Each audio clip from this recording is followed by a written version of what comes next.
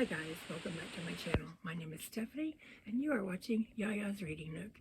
If you are a member, thank you so much for hanging around. I know it's been a while since I posted, but yeah, life has just thrown curveball after curveball.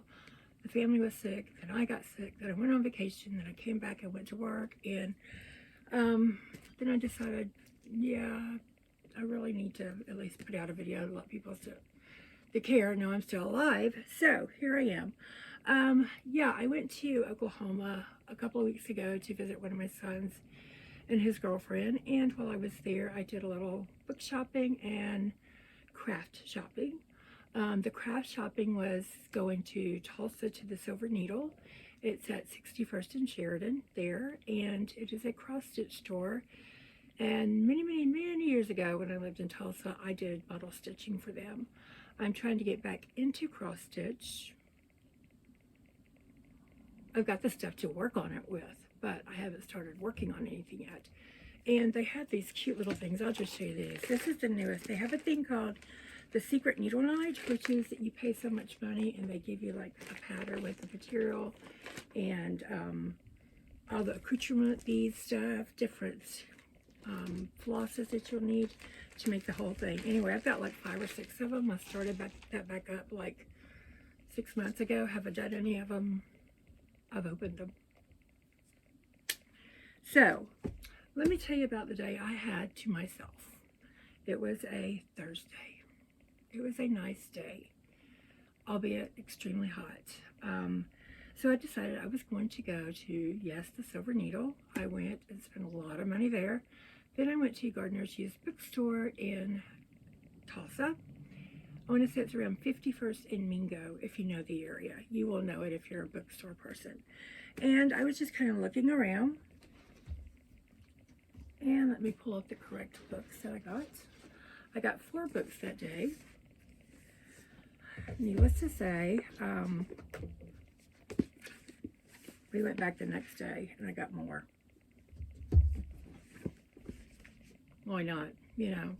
So anyway, the first book that I got was called Track of the Cat by Nevada Barr. This is the first in the Anna Pigeon series, and Anna Pigeon is a park ranger, and she goes to, I want to say it's like New Mexico, and someone is murdered or is killed, and they think it's the mountain lions. So she's trying to figure out, is it really a mountain lion that killed him, or was there something nefarious? That I was reading a book by her in the same series, but it was like book 5 or 6, and I just couldn't get into it because they were talking about other characters and I didn't understand them. So I thought, figure out which one's the first one, buy it and read it. That's for a different video that maybe y'all see by the time I turn 80. The book I found was by Melanie Benjamin, and she's one of my favorite historical fiction authors, and it's the autobiography of Mrs. Tum Thumb. This is pretty much pristine condition, and it's about the young woman who she was 2 feet 8 inches, and she also had a tiny sister, and her family just wanted her to stay hidden away, but she found out about P.T. Barnum and Tum Thumb and caught up with Mr. Barnum, and her and Tom got married in this big elaborate wedding. And this just tells about her life, and I'm so looking forward to reading it. And then maybe I'll find one. I think there's one about him too. Don't quote me on it, because if you do, you'll be wrong. I'm so sorry. The next one that I found was one I've never heard of this author. I have never heard of this book, and it's a little, you know, sun-rusted, but it's called The Ice Cream Queen of Orchard Street by Susan Jane Gilman, and it's about a young girl in 1913, I believe, that yeah, her and her family come from Russia to the U.S. and they actually end up living with an Italian family, and the man is an ice shaver, or he sells ice, and he teaches her how to do the Italian ice. And she meets a young man, and they decide to set off and make a fortune in ice cream. And she was called by President Eisenhower Ice Cream Queen of America. But, you know, she was really nice and sweet in the public domain. When people saw her, she was nice and polite. Apparently behind the scenes she wasn't. So I want to see if ice cream can be as bad for you as people say. And then the last one I found, I've already read this book. This was the first book by this author, I believe. And I read this quite a few years ago. And I have the book, but I found it, and it's not the most pristine, best of condition, but what it does have is a signature. And it's Fiona Davis's The Dollhouse. It's not in the best of shape, but I'm trying to collect autograph copies. And it's about the women that would go to New York in the 50s and stuff, and they would live in these hotels like the Barbizon Hotel, or hotels for women who were going to New York to learn secretarial stuff. So I got it. It's going to go on one day, a shelf with all my autograph books. It's not doing that today because I don't have one of those. So anyway, the next day, Matthew Page, her sister Taylor, and I went to Tulsa. We went to the house where the movie The Outsiders was filmed in. We walked up to the thing, and my son asked this older looking man there, is this where we go in to see the house? And he goes, well, you have to go around to the gift shop and pay, and then you can come back and come in. So we did. And of course, Paige and Taylor bought t-shirts. I didn't buy anything. I wanted a hoodie that said Stay Gold Tulsa, because everything says Stay Gold on it. If you've read the book or saw the movie, you know what that means.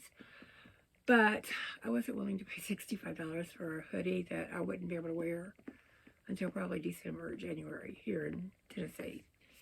Anyway, all that to say, we went through the house. It was so much fun. Found out the little man on the front porch was actually an extra in the movie. And they had the movie playing on a replay when you walk in. And the lady like backed it up and stopped it and said, that's him. He was selling pictures for like $20 each, or 4 for $60. And I was like, no. But they had a lot of memorabilia. They had Ponyboy's bedroom set up. They had costumes from like Diane Lane. Her character was called Cherry. They had Leif Garrett's, one of his outfits. They had the Outsiders t-shirts. They had Soda Pops, Phillips gas station shirts. They were selling those. And the really funny thing is Paige works for Phillips. So I was like, maybe I ought to buy you one of them shirts. But yeah, it was a really interesting and fun walkthrough. I did ask the lady, I said, well, what about, in the movie, if you've ever seen the movie or read the book, where they see the church on fire. And the lady said, well, that was a house in Skiatook, Oklahoma, which is not far from where my son and his girlfriend live. And they had just got permission to make that whole big area a man-made lake. So they needed to do something with it. So they decided to go find an old steeple, put it on top of that house, and burn the house and use that in the movie, as well as part of the Tulsa Fairgrounds. Now I'm going to go back and watch the movie and reread the book and kind of do a compare-contrast video. That's kind of like a thing that I'm thinking about doing. And, but she showed us in the thing when they were, when Johnny and Ponyboy jump out of Dallas's car to go help the kids, there is a little shed, and next to it is a pumper truck full of water, just in case the fire got out of hand. Because they were working with kids, so they needed that. Anyway, we went to see that. Then we went to Gardner's Used Bookstore. Have I talked about Gardner's yet? Well, let's talk about it again. So I found 3 more books. The first one I found it's a nonfiction by writer John Glatt. And I've read one of his books before, but I don't remember what it is. He and Greg Olson write some of the best true crime nonfiction there are. But it's called Golden Boy, A Murder Among the Manhattan Elite. And it's about this young man named Thomas Gilbert Jr. And his parents were wealthy. I think his dad was like in finance or real estate. and he was just a spoiled brat. And his parents, I think, had cut him off. They hadn't seen him for a while, and they were going to cut him off. And he went to the house one day, and this is all in the first, like, this is all in this. I'm not telling you spoilers because I haven't read it yet. And said, Mom, can you go to the store and buy me something? I want to talk to Dad. He had made sure his sister wasn't there. And then he goes upstairs and kills his dad.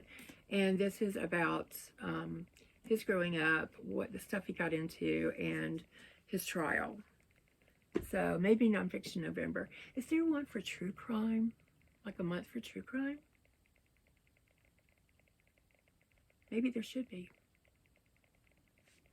Anyway, the second one I found, I listened to the book about 6 months ago, really liked it, and could not find it anywhere. And I just happened to see it, and it's Snowflower and the Secret Fan by Lisa See. This is about two young girls who were put together by a matchmaker when they were little to have their feet bound at the same time. And it's about their lives growing up, and they would have this fan and they would send it back and forth and write stuff in code on it. So it was a really good book. I really enjoyed it. Lisa See is like probably only the second Asian author I've read before, and I've got at least 4 or 5 of her books that I still need to read. And then the last one I found was by Jennifer Robeson, called The Coronation Year. And this is, she wrote The Gown, which is about Queen Elizabeth's wedding gown. And this is about the year that Queen Elizabeth was coronated queen. And it centers around a hotel for people to live in. And her coronation carriage is going to be coming straight down there. And so there are people who are, the lady that owns the place is going to charge money for people to come stay there, extra, and stand in front of, basically, I think, stand in front of her store. People are, there's like a reporter there, and other people there that want to see the Queen. So yeah, I want to read the gown first. I do have it back here somewhere, over there. I don't know where it's at. It's on a bookshelf, y'all. That's all we need to know. So looking forward to this. Well, I had to go to Walmart one day, and I've been looking for this book, and I was actually looking for it In Cold Blood because I could not find it. And I found Fahrenheit 451 by Ray Bradbury. I want to read it. It's about book burning, I think, and just want to know what it's about. That may be, you know, apropos to today. But let me tell you what I got at Barnes & Noble, since I had not been in 20 years. Now, I did get 2 other books. They were for the kids. Don't know where they're at. I'm not going to go look for them. I'm sure they're put up somewhere. But we went in, and the first thing I saw was this little book. It's called If Cats Disappeared from the World by Genki Kawamura. It is transcribed. It's transcribed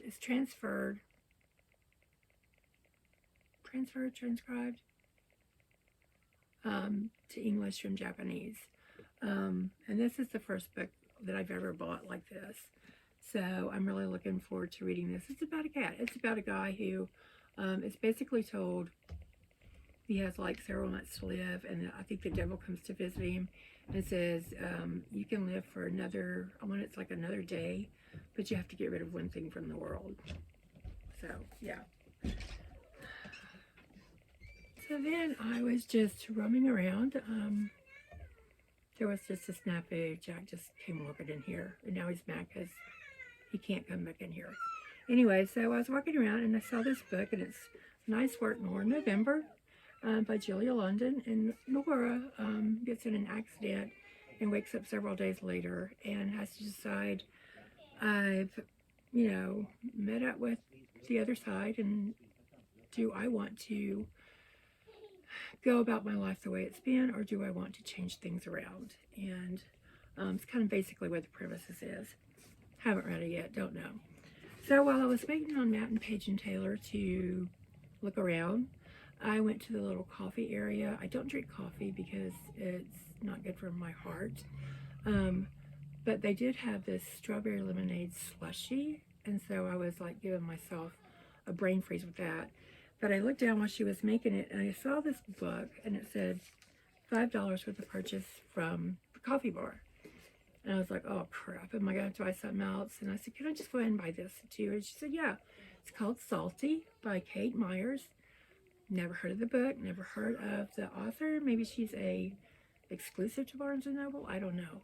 But it's about two sisters. One is a yacht captain, and she's doing really good, and then her other sister isn't, and she decides to hire this sister on, and I think a yacht goes down and some big important person dies, and you know, they're gonna have to try to figure it out. I don't know. If you've read it before, well, let me know. So the day that we were out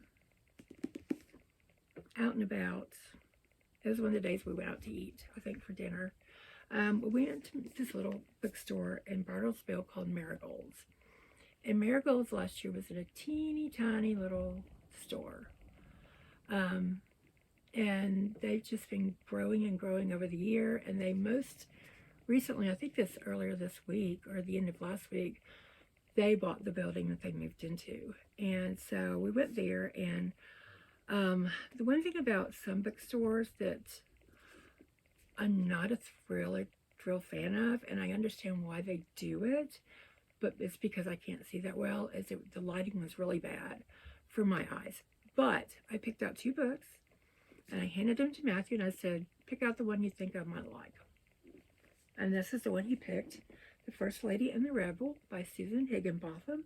And it is about Mary Todd Lincoln and her sister, Emily. And Mary Todd, of course, was married to President Lincoln.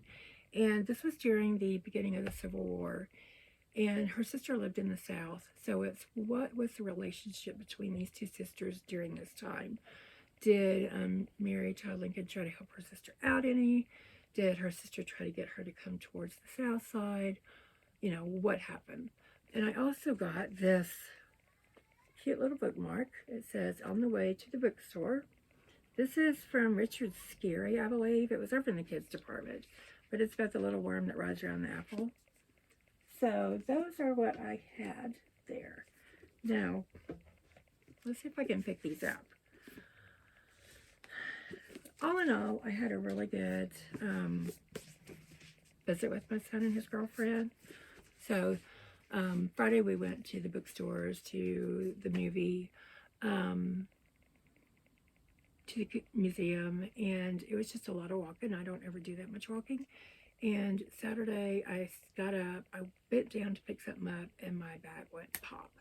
And so I had to drive home 9.5 hours Sunday.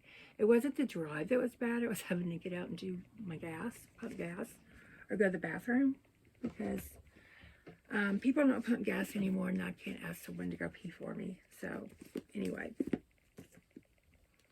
let's see if I can hold these up. Ready?